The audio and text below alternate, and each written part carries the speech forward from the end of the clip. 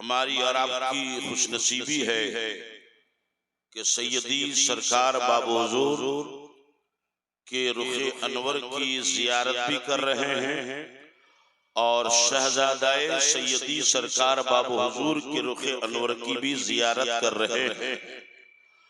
और बड़ा खुशनसीब है वो मुसलमान, वो उर्स में आने वाला जो इधर इन बुजुर्गों की जियारत भी करे और उधर उन बुजुर्गों के मजार पे जाके फातिहा भी पढ़े, है ना। अब जल्दी में एक शेर सुन लीजिए कि इधर इनका दामन उधर उनकी जाली, इधर इनका दामन उधर उनकी जाली। अरे ना ये हाथ खाली ना वो हाथ खाली, ना ये हाथ खाली ना वो हाथ खाली। अभी हमारे शायर इस्लाम जनाबे रियाज खान कादरी ताजा ताजा उम्रा करके आए हैं और यहाँ जितने बैठे मेरे ख्याल से अक्सर लोग कर चुके हैं, कुछ लोग बाकी है ना। काजी साहब जो शेर सुनिए ना तो बड़ी अच्छी, लेकिन मजमा को वो मिला जो लोग सो गए।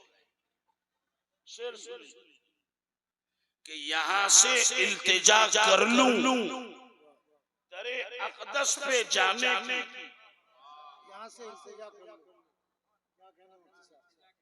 यहाँ से इल्तिजा कर लूं दरे अक़दस पे जाने की। दरे अक़दस से मतलब मदीना, तर्जुमा भी समझते जाइए, है ना सोरा भाई। यहाँ से इल्तिजा कर लूं दरे अक़दस पे जाने की और वहां से जिद पकड़ लूंगा कभी वापस ना आने।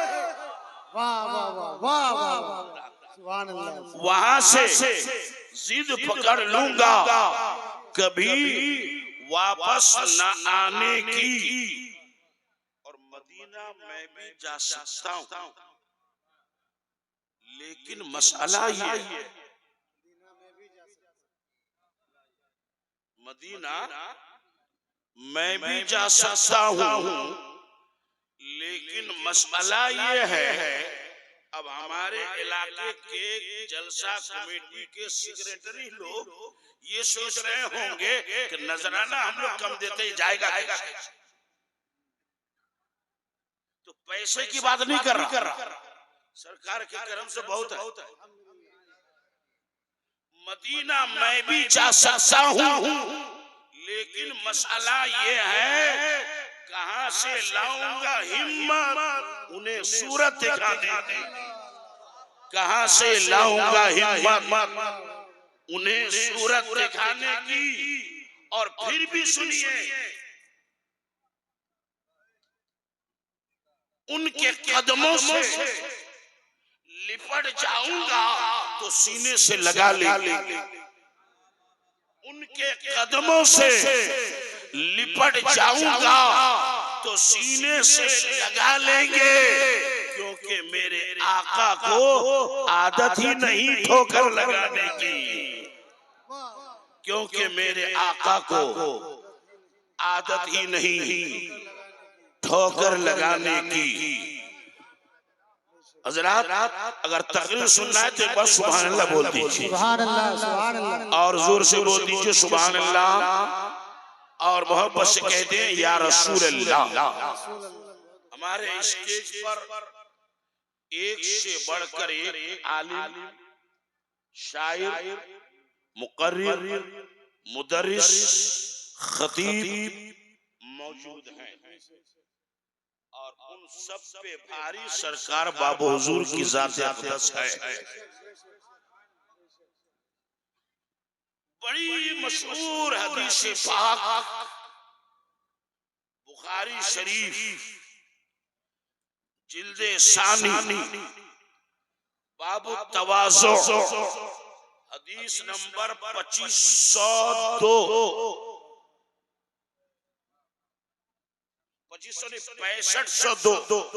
6502 मन आदा ली वलियन, ये हदीस कुदसी है। हदीस कुदसी का माना मतलब मफहूम खुलासा मासल ये है कि ज़बान रसूल की और बात डायरेक्ट खुदा की। गोया रब कहता है कि जिसने मेरे वलियों से दुश्मनी की, जिसने मेरे वलियों से दुश्मनी की, अदावत की, नफरत की, तो अल्लाह कहता है ऐसे दुश्मन से मेरी तरफ से जंग का ऐलान है, ऐलान जंग। अब अहले स्टेज की तवज्जो चाहूंगा कि चूंकि ये मशहूर हदीस है, अक्सर उलमा खुतबा इस पर तकरीर करते हैं, मगर आज मैं अपने बाबू हुजूर के जूतियों की खाक को चूमकर अपनी तहकीक की रोशनी में एक मुहक्किकाना एक बात अर्ज करना चाहता हूं कि मन आदा, और आदा बाबे मुफालत से है, आदा युआदो, असल में आदा या युआदा यो कातला युकातिलो, और बाबे मुफालत में काम जानेबैन से होता। जानेबैन का क्या मतलब कि मैंने तुमसे झगड़ा किया, क्या मतलब? क्या मैं भी कुछ बोला तुम भी कुछ बोले तब झगड़ा हुआ? अकेला कोई आदमी अपने से झगड़ा कर सकता है क्या? नहीं ना। तो झगड़ा करने के लिए दो आदमी, तो बाबे मुफालत से आदा, इसका मतलब कि जो वली से दुश्मनी करे और वली उससे दुश्मनी करे, उसके लिए ऐलान जंग। तो क्या वली भी किसी से दुश्मनी करता है? ये समझ में तो आता कि अनपढ़, बदअकीदा, जाहिल, गुस्ताख, बेअदब, बदनसीब वलियों से दुश्मनी रखे, नफरत रखे, झगड़ा करे, ये समझ में तो आता है। लेकिन जो अल्लाह का वली होगा वो क्या किसी से दुश्मनी रखेगा? वो क्या किसी से अदावत रखेगा? अगर अदावत नहीं रखता तो मन आदा का मफहूम फिर कैसे होगा कि जो वली से दुश्मनी करे और वली उससे दुश्मनी करे, उस बदनसीब के लिए अल्लाह जंग का ऐलान करता है। तो इसकी बड़ी लंबी चौड़ी तफसीरें हैं, मैं आपको दरसगाह वाली तकरीरों में उलझाना नहीं चाहता, मतलब साफ अर्ज कर देना चाहता हूँ कि हाँ, वली भी दुश्मनी रखता है, वली भी दुश्मनी रखता है। और आप कहेंगे ये आज कैसी तकरीर कर रहा है? और सुन लो कि वली की दुश्मनी ये आईने इस्लाम है, आईने मोहब्बत है। बुखारी शरीफ की हदीस है कि मोमिन वो है किसी से दोस्ती करता है अल्लाह के लिए, दुश्मनी करता है तो अल्लाह के लिए करता है। मतलब ये है जो हमारे सहाबा का गुस्ताख है वली उससे नफरत करेगा, वली उससे अदावत रखेगा। जो अहले बैत का गुस्ताख है वली उससे नफरत करेगा। यानी जो वली होगा वो नबी के दोस्तों से दोस्ती करेगा और नबी के दुश्मन को दुश्मन समझेगा, सहाबा के दुश्मन को दुश्मन समझेगा, अहले बैत के दुश्मन को दुश्मन समझेगा। अब चूंकि ये यूट्यूब का जमाना है और नौजवान नस्लों अकीदा यूट्यूब के जरिए बिगड़ता जा रहा है, दुश्मन सिर्फ वही नहीं जो आपके खिलाफ हथियार लेकर खड़ा हो जाए, आपके साथ आपके दस्तरखान पर बैठकर खाने वाला, अगर आपकी मोहब्बत की आड़ में आपके बाप की तौहीन करे तो वो भी दुश्मन है। तो दुश्मन सिर्फ वही नहीं जो अहले बैत को न माने, हाँ वो भी दुश्मन है जो अहले बैत की मोहब्बत का दावा करके सहाबा की तौहीन करे, वो भी दुश्मन, वो भी दुश्मन है। इमाम रब्बानी मुजद्दिद अल-फिसानी, अब तो कह दो यार सुभान अल्लाह, जरा जोर से बोल दीजिए ना सुभान अल्लाह, और मोहब्बत से बोले या रसूल अल्लाह। सिलसिले नक्शबंदिया के सिर्फ अजीम पीर नहीं, पूरे हिंदुस्तान में सिलसिले नक्शबंदिया के इमाम सानी, इमाम रब्बानी, पहले इमाम हजरत ख्वाजा बाकी बिल्लाह, सिलसिले नक्शबंदिया के इंडिया में पहले इमाम, और इमाम सानी हजरत इमाम रब्बानी। सुभान अल्लाह, सुभान अल्लाह, सुभान अल्लाह, बोलिए सुभान अल्लाह, और जोर से बोलिए ना सुभान अल्लाह। तो इमाम रब्बानी का क्या अकीदा है? जो अकीदा है हमें और आपको उस पर चलना है। अहले सुन्नत के बुजुर्गों का क्या अकीदा है? जो अहले सुन्नत के बुजुर्गों का अकीदा है उसी पर हमें चलना है। कुछ लोग अहले बैत की तारीफ के आड़ में आज के दौर में नया पैदा हुआ है हजरत अमीर मुआविया की बुराई, प्लस नबी के 4 खुलफा अबू बकर, उमर फारूक, उस्मान गनी, मौला अली, जो शुरू इस्लाम से 1400 साल तक इसी तरतीब से चली आ रही है। पहला अबू बकर, दूसरा उमर, तीसरा उस्मान गनी, चौथा मौला अली।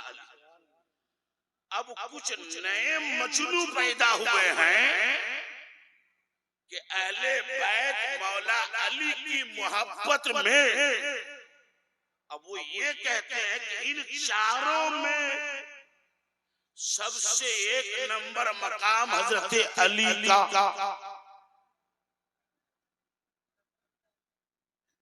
सबसे ऊंचा मर्तबा। तो ये अहले सुन्नत के अकीदे के खिलाफ, अहले सुन्नत का अकीदा ये है कि उम्मत में नबी की बात नहीं कर रहा हूं, मसला को क्लियर समझिए। उम्मत में अबू बकर से ज्यादा अल्लाह के रसूल ने किसी का मर्तबा बुलंद नहीं किया है। और उन अंधों को वह हदीसें नजर क्यों नहीं आती? मेरे नबी का आखिरी दौर का मतलब ज़ाहिरी तौर पर जब नबी दुनिया से जाने के करीब हुए, जमात का टाइम करीब, हुजूर सल्लल्लाहु अलैहि वसल्लम अलालत में हैं। इमाम कौन बने? इमाम कौन बने? सरकार अपने हुजरे में,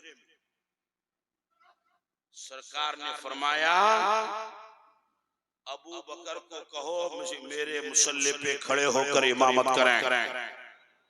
अब तो सुभान अल्लाह बोल दो। अबू बकर से कहो कि मेरे मुसल्ले पर खड़े होकर इमामत करे। अब यहाँ चूंकि दूरों नजदीक के लोग आए, एक मसला सुनिए।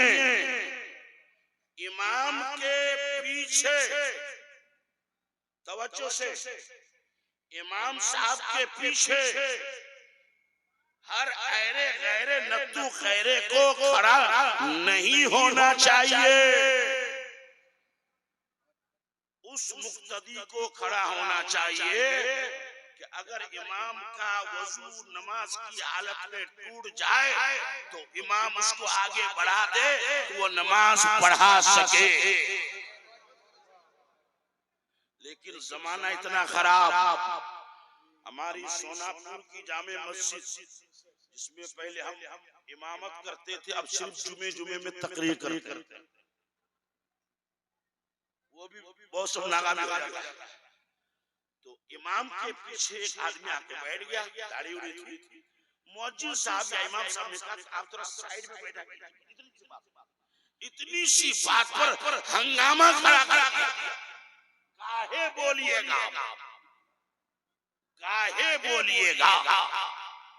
तो ये मौलाना रज़ाउल मुस्तफा साहब ने जो तकरीर फरमाया कि फितनों का दौर, फितनों का, और बुखारी शरीफ मुस्लिम शरीफ की हदीस की रोशनी में एक दौर ऐसा भी आएगा कि जो हक बात नहीं बोलेगा वही अच्छा रहेगा।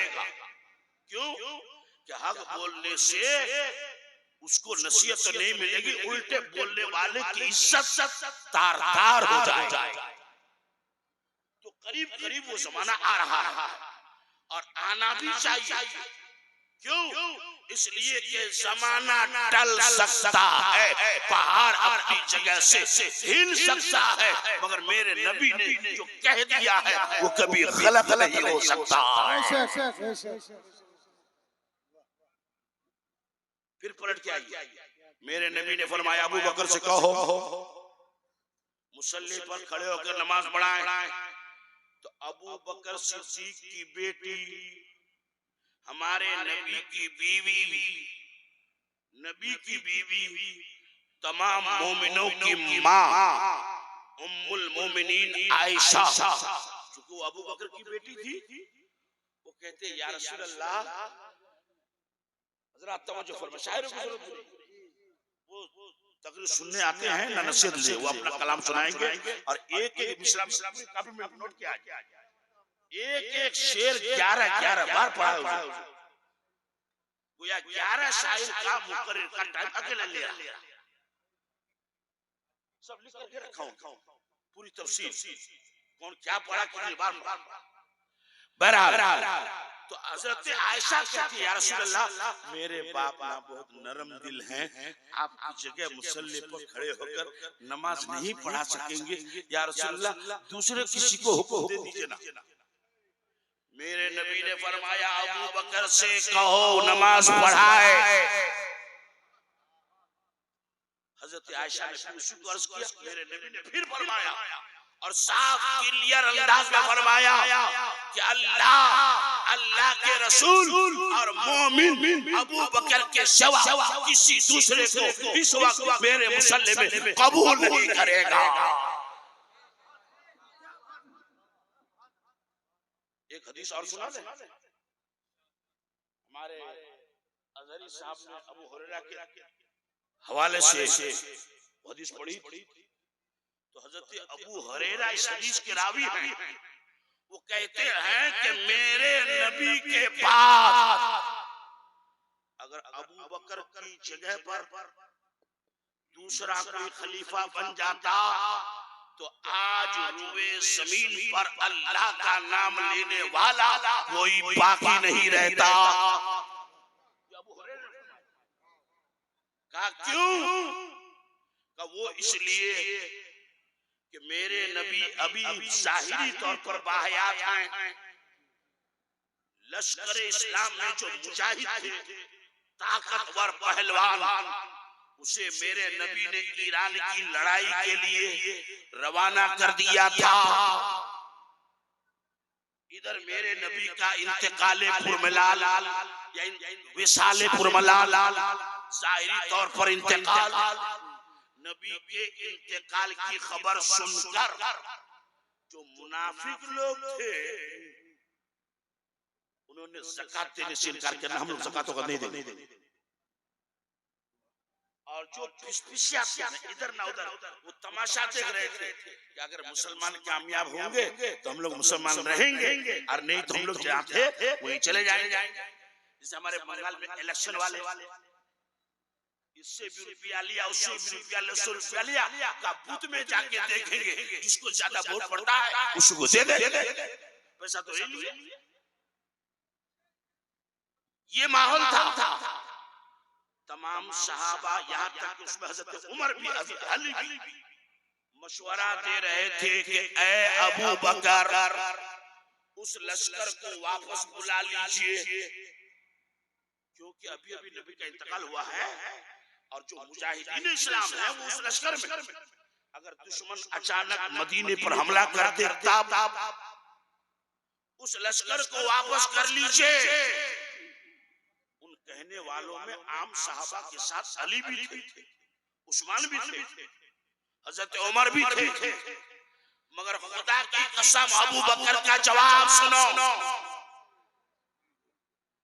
वो कहते हैं कि अगर मदीने में दुश्मन हमला कर दे, यहाँ तक के नबी की पाक बीवियों की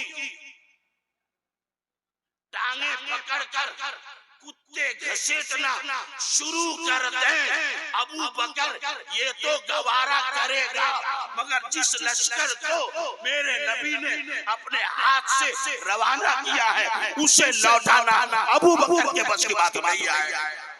नारे तकबीर, नारे रिसालत, नारे हैदरी, फैजाने सरकार हुजूर आली, फैजाने सरकार बाबू हुजूर, उलमाए अहले सुन्नत।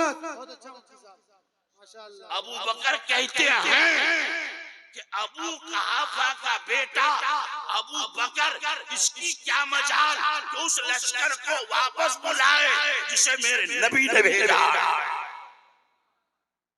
और फिर ये हुआ जब लश्कर पीछे नहीं हटा, आगे बढ़ता रहा और जिस जंग में गए थे अल्लाह ने कामयाबी दी तो काफिरों के हौसले पस्त हो गए, जो पिलपिले थे वो टनाटन हो गए, इस्लाम फिर से जिंदा हो गया। ये जात है सैयदना अबू बकर सिद्दीक रज़ियल्लाहु अन्हु। सुभान अल्लाह, सुभान अल्लाह। हज़रात मोहतरम, हमारे उलमा की मालूमात के लिए एक बात अर्ज कर दूं। कारी स्टेज से ये शेर तो पढ़ा जाता है कि अगलों ने बहुत कुछ लिखा इल्मे दीन पर, मगर इस सदी में जो कुछ है वो तन्हा रज़ा का है। लेकिन ये भी सुनिए कि 1400 किताबें लिखने वाले आला हजरत ने सबसे ज्यादा किसकी जात पर लिखा है तो फतावा रज़विया जो 30 जिल्दों में 22 जिल्दों में इमाम अहमद रज़ा अकादमी से मौलाना हनीफ बरेलवी ने शाये किया है, उसका मुकद्दमा पढ़ के देखो, पता चलेगा कि आला हज़रत ने सबसे ज्यादा लंबा मजमून अगर किसी पर लिखा है तो अबू बकर की जात पर लिखा है। सुभान अल्लाह, सुभान अल्लाह। तो अब आइए मुजद्दिद अल-फ़सानी के बारे में एक सवाल आया। मकतूबात इमाम रब्बानी की रोशनी सवाल क्या था? पूछने वालों ने पूछा किससे? इमाम रब्बानी मुजद्दिद अल-फ़सानी, उन्हीं के सिलसिले के बाबू हुजूर पीर हैं, ये याद रखिए, है ना? तो इमाम रब्बानी मुजद्दिद अल-फ़सानी शेख अहमद सरहंदी फारूकी, उनसे किसी ने पूछा, हुजूर हमने सुना है कि आप अपने को हजरत सिद्दीक अकबर से भी बड़ा समझते हैं। तो मुजद्दिद अल-फिसानी ने जवाब क्या दिया?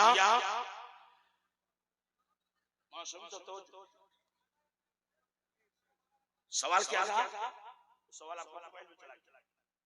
हाँ, सवाल ये था, मुजद्दिद अल-फिसानी को लोगों ने कहा कि आप अपने को अबू बकर सिद्दीक से भी अफजल समझते हैं? तो उन्होंने क्या जवाब दिया था कि मेरी बात तो छोड़ो, अगर कोई मौला अली को भी अबू बकर से अफजल समझे तो मैं उसको सुन्नी मानने को तैयार नहीं हूं। मैं उसे सुन्नी मानने को तैयार नहीं। तो जो अली को सिद्दीक से अफजल माने उसे मैं बर्दाश्त नहीं कर सकता, तो मैं भला अपने आप को अबू बकर से अफजल कैसे कह सकता?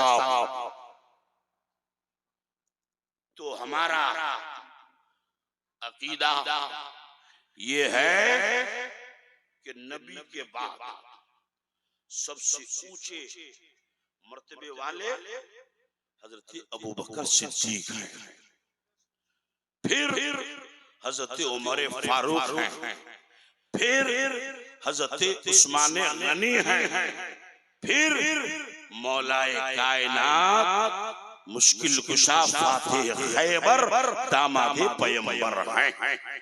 एक किताब में मैंने पढ़ा था कि नूह अलैहिस्सलाम के जमाने में जो तूफान आया था, उतने ही लोग, उतने ही जानवर, उतने ही परिंदे, उतने ही चिड़िए बचे थे जो कश्ती नूह में सवार थे। जो सवार नहीं हुआ गया, खत्म। हत्ता के इनका नूह अलैहिस्सलाम किसी दुकानदार का नाम नहीं, अल्लाह के नबी रसूल, उनका बेटा बात नहीं माना, कश्ती पे नहीं आए तो डूबने लगा। तो आखिर बाप तो बाप ही होता है ना। तो हज़रत नूह अलैहिस्सलाम जब देखे कि मेरा बेटा डूब रहा, अल्लाह मेरे नजर के सामने मेरा बेटा, तो रब ने क्या जवाब दिया था कि नूह, खून के एतबार से, रिश्ते के एतबार से वो तुम्हारा जो भी हो जाए, मगर तुम पर ईमान नहीं लाया है। रिश्ते का कनेक्शन डिस्कनेक्शन हो चुका है, खत्म। यही से एक मसला सुनो, मैं नाम नहीं लूंगा, आप समझ जाओ कि हमारा कैसा ही कोई करीबी रिश्तेदार, चाहे बेटी दामादी सही, अगर वहाबी हो जाए, देवबंदी हो जाए, शिया हो जाए, राफजी हो जाए, तो उससे हमारा ईमानी रिश्ता खत्म। तो नूह अलैहिस्सलाम को रब ने क्या जवाब दिया था? कुरान की आयत गई कि या नूह इन्नहु लैसा मिन अहलिक फइन्नहु अमलुन गैरु सालिह। ए नूह, वो तेरा बेटा है ही नहीं, वो तेरा बेटा है ही नहीं। क्यों? कि उनका अकीदा गलत है। तो जब गलत अकीदा होने की वजह से नबी का बेटा से रिश्ता खत्म हो जाता है, तो ऐरे गैरे नत्तू खैरे के बेटे का रिश्ता गलत अकीदा होने की वजह से क्यों नहीं खत्म होगा?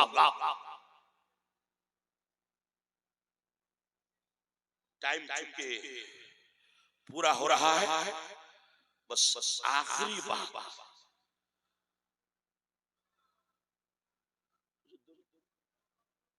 बस सिर्फ 2 मिनट हमारे इसी हदीस का आखिरी टुकड़ा, इस पे गौर कीजिए उलमा। ये हदीस कुदसी है। तो अल्लाह फरमाता है अल्लाह क्या फरमाता है कि मैं किसी मामले में उतना तरद्दुद नहीं करता जितना बंदे मोमिन की रूह निकालने में तरद्दुद करता हूँ। तो अल्लाह तरद्दुद करता है, इसका क्या मतलब? तरद्दुद का माने शक। जैसे एक आदमी मकान बनाया, ठीक नहीं हुआ, ऐसा बहुत इसको गिरा हटाओ, इंजीनियर को बुलाओ, दोबारा बनाओ, होता है। इसको कहते तरद्दुद, इसको कहते हैं शक।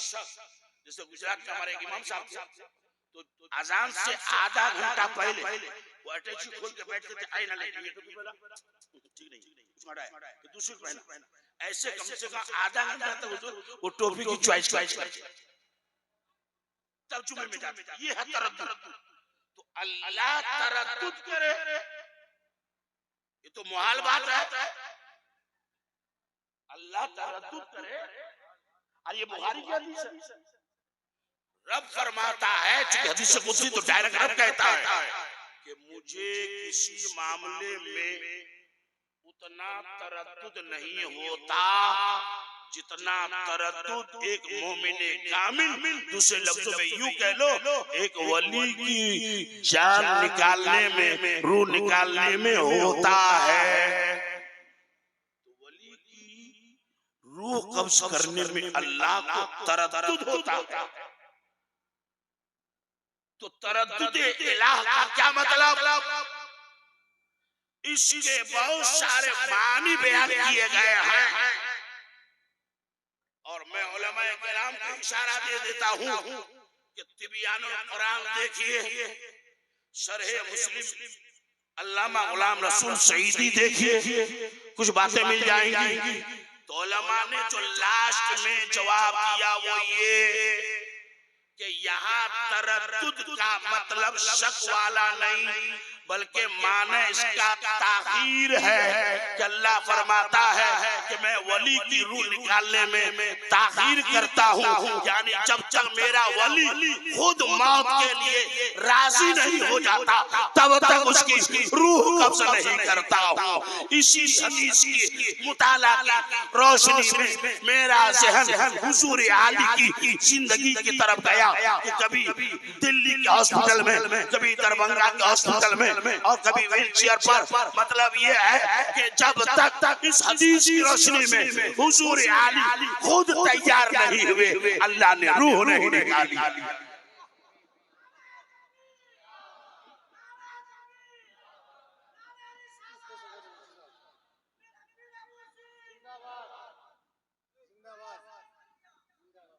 अब बाकी तकरीर इंशाअल्लाह कल।